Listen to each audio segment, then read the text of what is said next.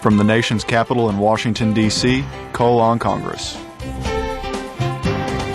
The program discussing national issues that affect Oklahoma.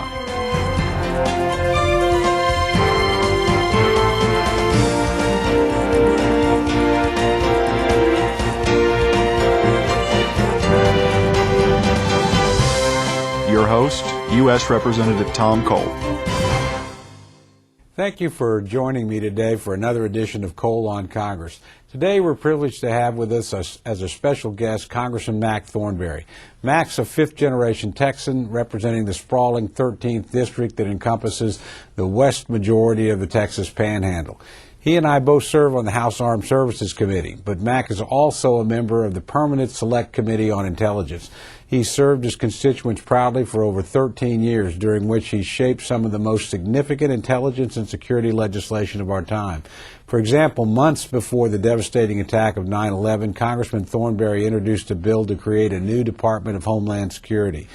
After this bill was passed, he helped form the foundation of legislation that the President signed into law, creating a powerful new department dedicated to providing our nation and protecting it with first-class security.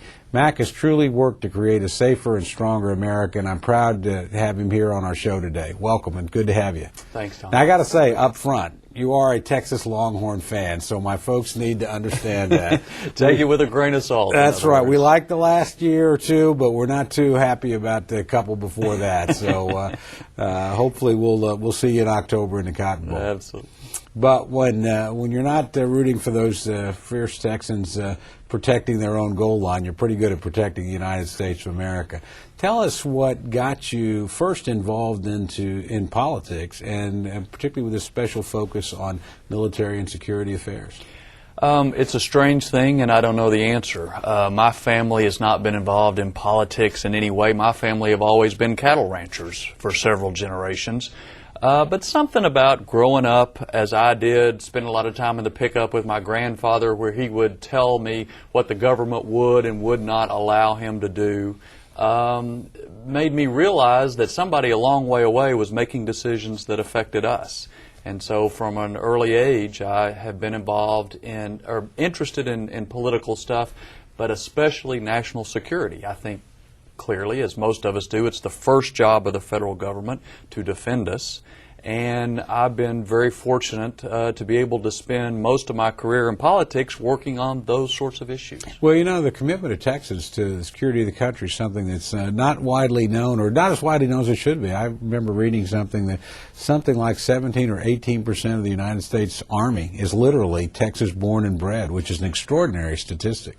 It is, and that's what makes, really for both of us, we have such terrific folks who not only enlist in higher proportions than some of the rest of the country, but who really believe that's the first job of the federal government, to defend the country. So for both of us in our areas, we're very fortunate in being able to represent districts like that and spend the time that both of us do on national security. Well, now, you know, again, you on the security front, not just serve on the Armed Services Committee, and I want to get to that in just a moment, but I want you to tell us a little bit about the genesis of your ideas about Homeland Security, which really were ahead of 9/11. In that sense, you saw things coming maybe that a lot of the rest of us didn't.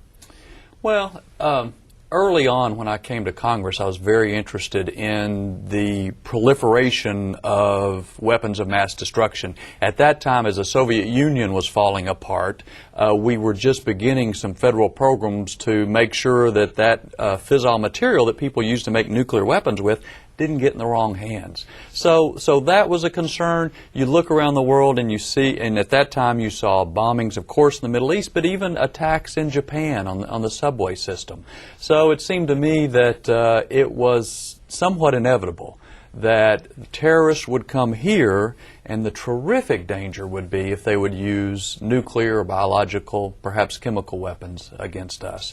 So like most things, I don't have original ideas. I find smart people who do have good ideas and borrow those ideas. In this case, there was a commission chaired by two former senators, Gary Hart and Warren Rudman, who suggested one of the things we need to do is create a department with taken together these 22 different agencies and focus exclusively on protecting the homeland. And so that was the bill I introduced in March of 2001.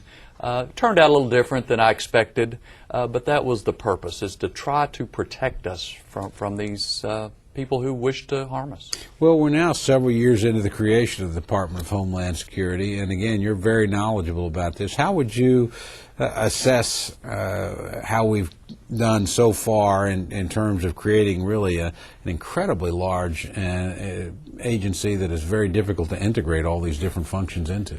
Yeah, it's a lot bigger, I think, than it should have been or that I originally envisioned.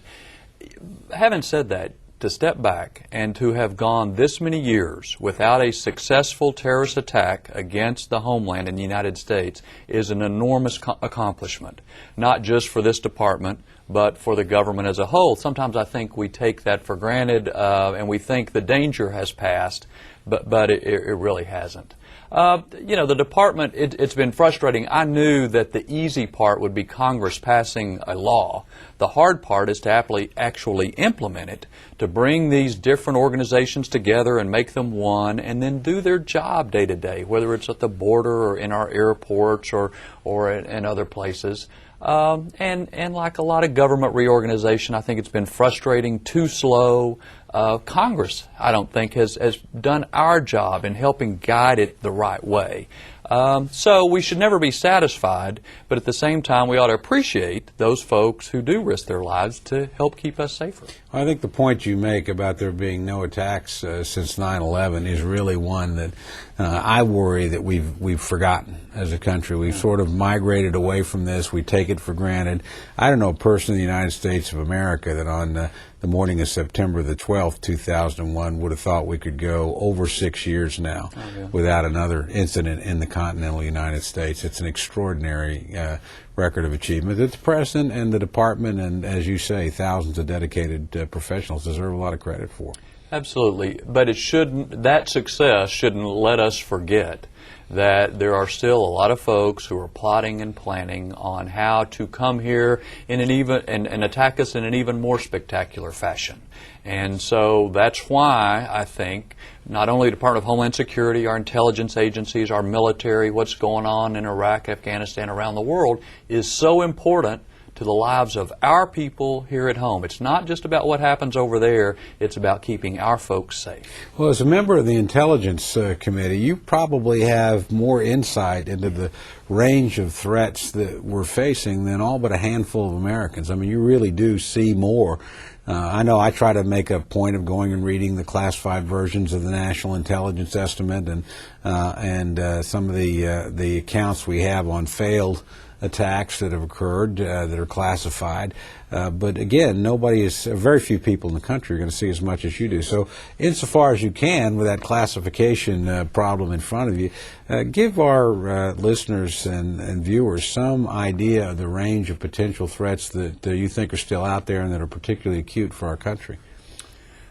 They are very serious, and actually there is a wide range, and in some ways that makes the job protecting the country a little more difficult, because you have on one hand these groups that are not as sophisticated in some ways as Al-Qaeda, but inspired by Al-Qaeda, and they want to commit some attacks that may not be as on a larger scale, but still there's so many and they're so diffuse it's very hard to stop them. On the other end of the range, you have Al-Qaeda Central, who has clearly said they are interested in acquiring weapons of mass destruction, chemical, biological, or even nuclear weapons. I don't think anybody has any doubt if they get their hands on such things that they would use them.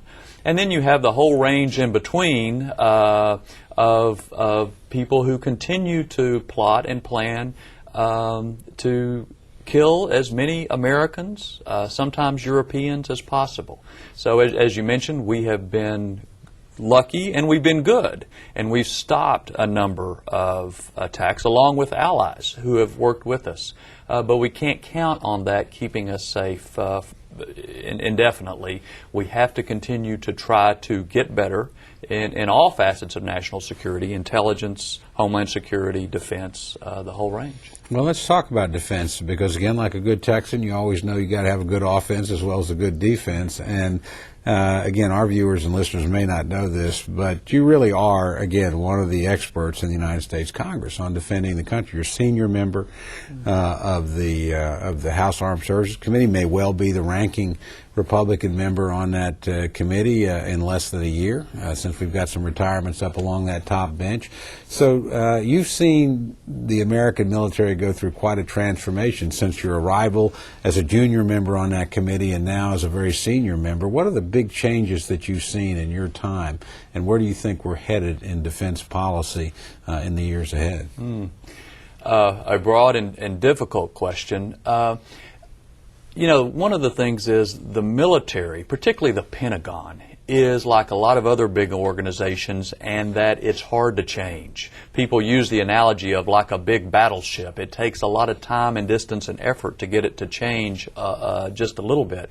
And if you think about the huge range of threats, we've talked about terrorism. We haven't talked about some of the more peer competitors like Russia and China, who are working on a number of things. Other threats, whether it's global health pandemics or people who threaten to use oil and embargo, there's a huge range of potential threats out there against us, and we have to have a military that can meet all of those threats. So a military has to be adaptable and flexible, and that's not something that most of us think of when we think of big organizations. So I think the military has changed a lot, particularly since 9/11, by necessity, but we're going to have to see even more changes ahead. And I think that's part of the big challenge for military and for Congress.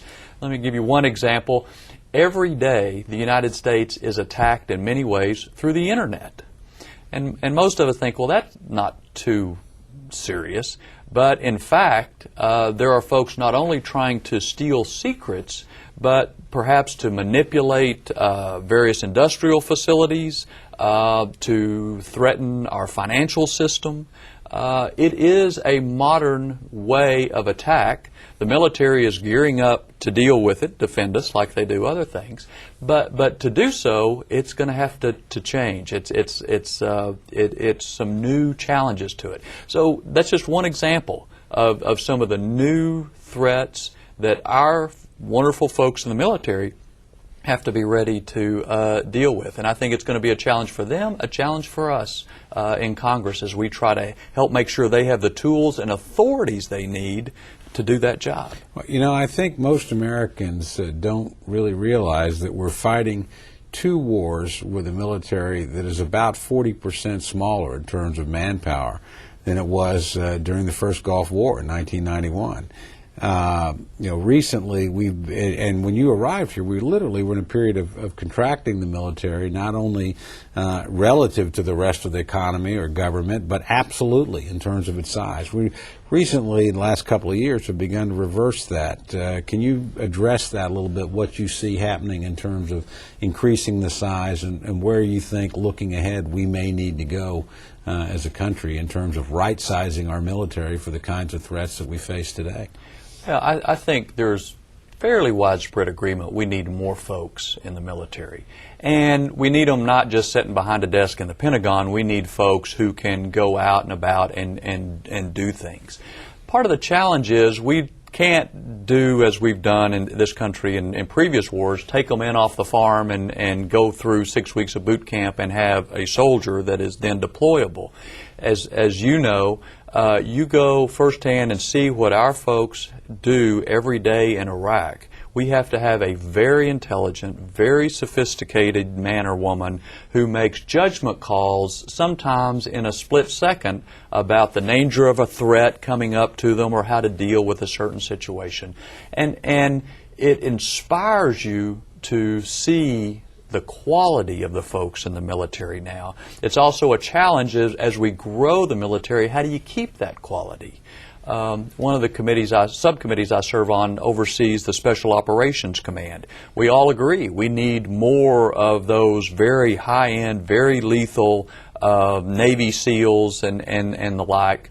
But one of their concerns is you can't grow too fast because you got to keep that quality. You have to have that person who can really do the job right away. So that as you know, there are many things a capable young person can do with their lives. And so how do we attract them into government service, especially military service, with the pay, the benefits, and the sort of fulfillment that they're looking for? I think we have to do more updating of our personnel policies, for example, as a way to and look at, are the educational benefits, do they fit, and the other things, to see whether we can get and keep the kind of folks we need to maintain that high standard. Well, people immediately, of course, when you start talking about personnel policies and numbers, always sees on the draft. You know, is this something we need to go back to, even though we really haven't had it now in well over 30 years? You have any particular point of view on that? Yeah, I think we can't,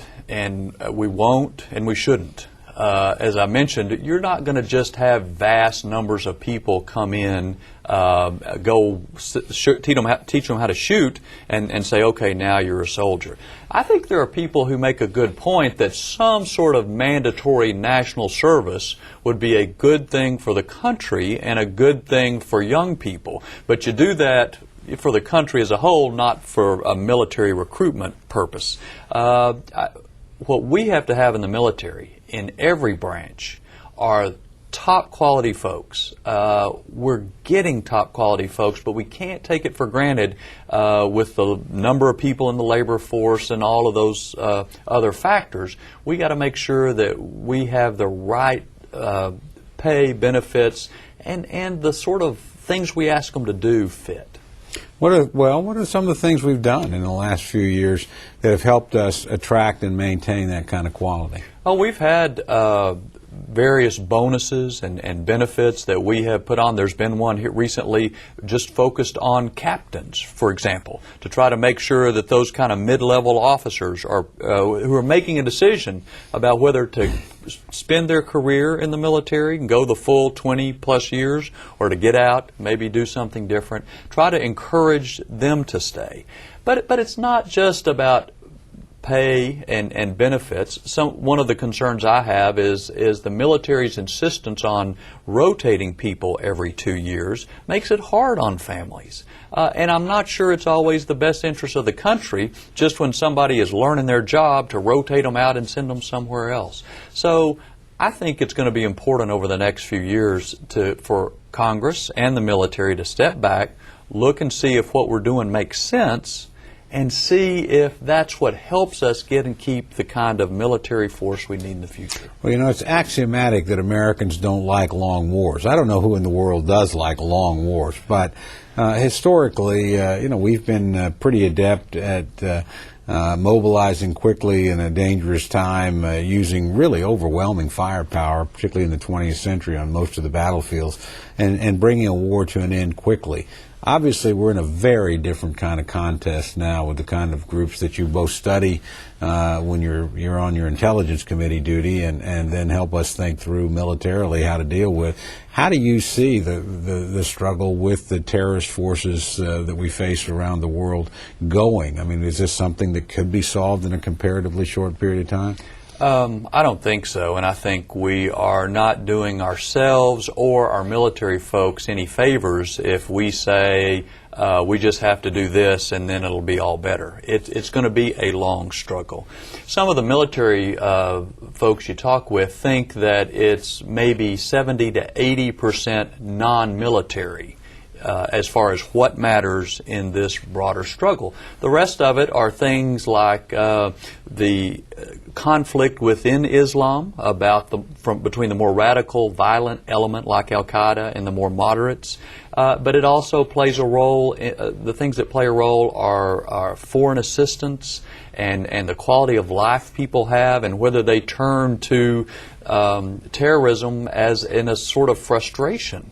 So I think one of the key things for the United States now and in the future is being able to merge all of those tools of national power. The military is one important tool, But there are other tools that need to be upgraded and modernized, made more effective, so that we don't have to turn to the military to do everything. And as you know, there's an effort in Washington now to kind of take what's called an interagency Goldwater-Nichols look to see how we can best bring all that together. And a lot of the impetus for that is from the military itself, because they see that in times of frustration, we're going to turn to them and say, you do this job. It may not be what you're trained for, it may not be exactly what a military should be, but they're so competent and so good, by default, we turn to them. We need to get the other parts of government up and running with a better degree of competency so that we can be more effective in this broader struggle. You know, one of the frustrations that I have is I think the President is often much maligned for being naive when he talks about the importance of spreading freedom around the world to American security. It's not an idealistic pie in the sky, sort of we've got to go create democracies everywhere because it's our mission. It's a very cold-hearted and calculated look on what the elements of American security are.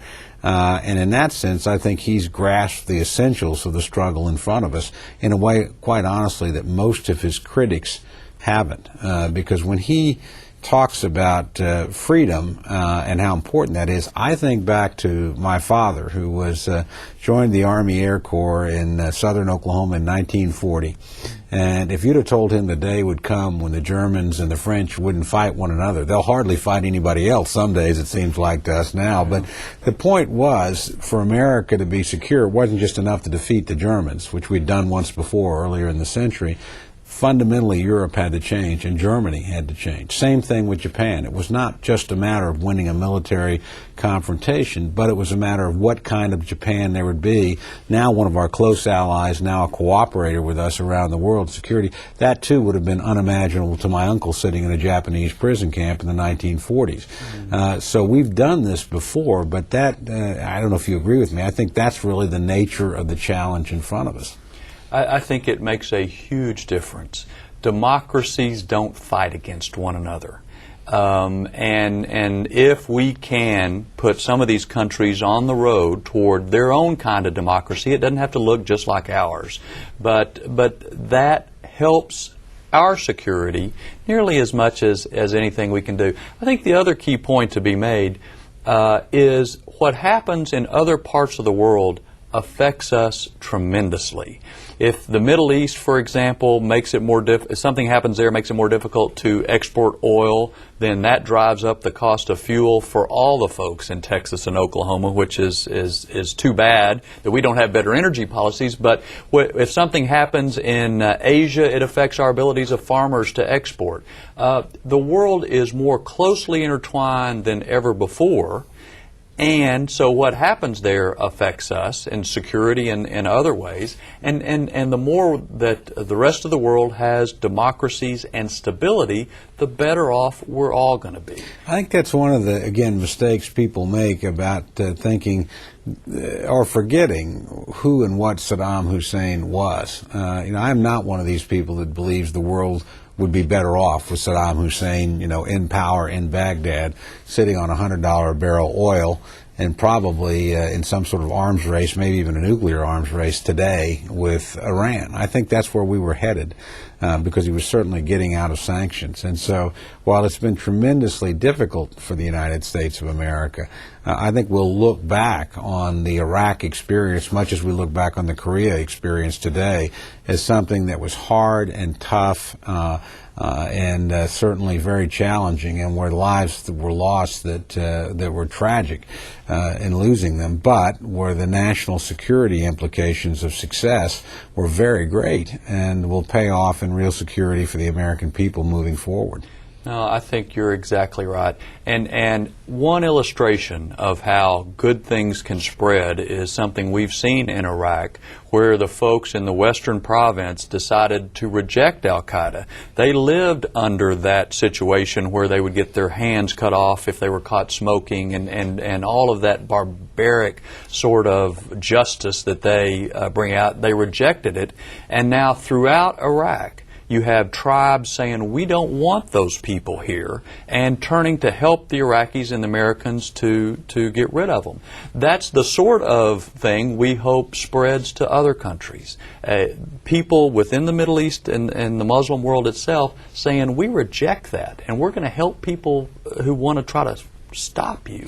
Yeah. And so it's tremendously promising, but they had to have a chance to spread, well, and we helped give them that chance. We did, and again, here I think the President deserves a lot of credit. I think our party honestly deserves a great deal of credit, and those Democrats that stood with us, because after the 2006 election, it would have been very easy just to sort of cash in our chips and go home.